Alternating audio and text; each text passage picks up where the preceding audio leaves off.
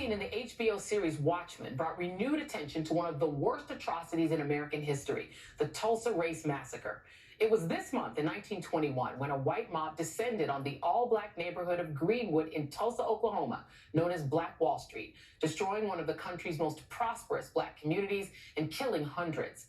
Today, more than 100 years later, the last 3 known survivors are still fighting for justice, including brother and sister Hughes Van Ellis and Viola Fletcher, who were just 1 and 7 years old, respectively, when their hometown was massacred.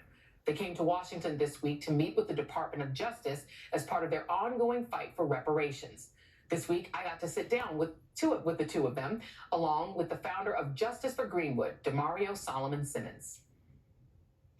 It is such an honor to talk to you and to meet you in person. I want to start with you, Mother Fletcher.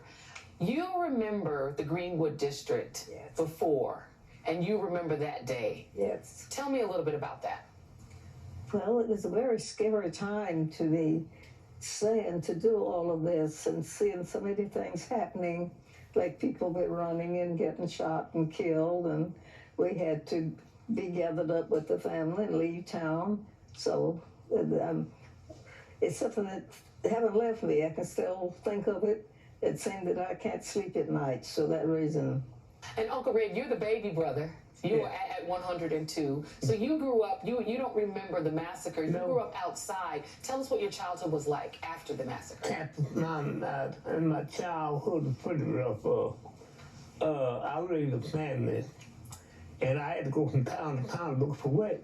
I didn't have no skill for it. Not much skill with it. So a lot of people ask me, why are you moving, Red? Or some of them said, oh, you move here, move there.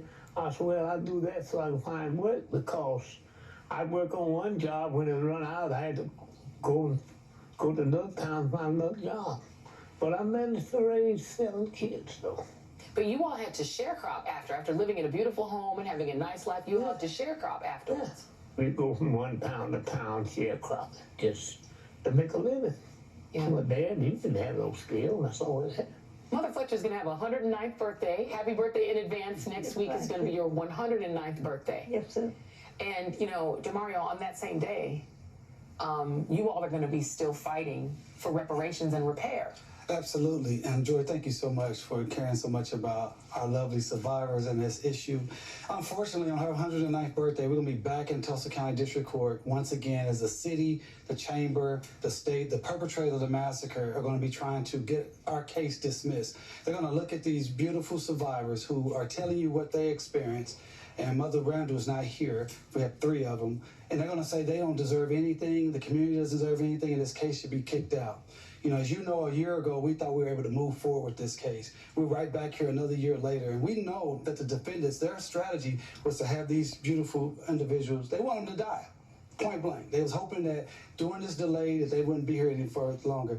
But they both told me they're going to be here for the long haul. Uncle Red said he has 28 more years left. You said you have 28. You said you will continue to fight. And Uncle Red, you told me earlier before this interview began, you're going to fight until you get justice. That's right. I'm fighting. See, I had 2 moments. One was 1921, Jackson United States Army. One of them, I survived. I'm pretty fortunate to be here to tell that. But I think you should have been gone. I know some guys not as old as I am. I'm here. Yeah. I'm Amen. still here. Amen. I'm here to fight. And Mother Fletcher, at 108, you're still fighting. What does justice look like to you? Well, everything is beautiful and rebuilt and restored, and you know, we just think it's just time now that we have justice on all of that, to where we can live all our life, that type of life over again, as a grown-up. Yeah. Have you ever received an apology from the city of Tulsa? Have either of you? No. No apology. No. That is stunning to me. that you would have survivors. You know, one of the arguments that people who oppose reparations make is they say, well, who would we make the reparation to? These survivors are gone. They say that with regard to enslavement. But in this case, you have 3 survivors, 2 of whom are sitting right here. Right. They could make repair to, and they're still saying no. They're still saying no, and they utilize the survivors and other descendants, their stories, their names, and likenesses to raise $30 million to build their own historical center that they could use for cultural tourism. This is their words, and they won't give 1 penny of that money to the survivors and other descendants. They won't share any of the revenue. We've asked them many, many times, and so the city, the county, the chamber, and the other powerful elite in Tulsa are still utilizing, they're still burning Greenwood down. They've gentrified all the land. It went from 40 blocks, now it's 1/2 a block, and everything that's built up, all the high rises and the hotels and the banks and the law offices, they're all owned by non-Greenwood residents or non-black people. And, you know, Mother Fletcher, what would you like to see happen in Greenwood? Because if you could get something back for the people of Greenwood, the people you grew up with, what would you want? The people that's entitled to it, I think they should get something back.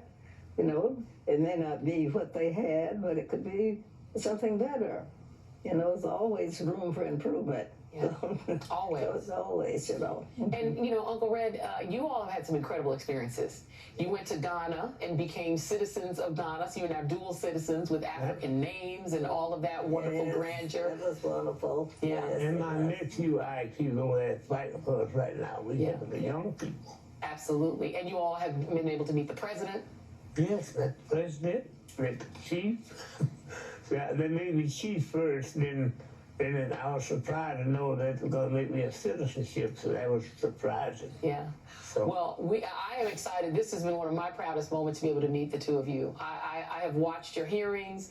I've watched you from afar and have really prayed that I would get the opportunity to finally meet you in person. And so this is a wonderful day for me. Thank you. Keep fighting. I'm keep fighting. You said if it takes 28 years, Uncle Red. 28 years, I'm here. We're here for them. We hope on May 10th we can move forward with this case. Absolutely. Well, we believe in you. Thank you. Thank you very much.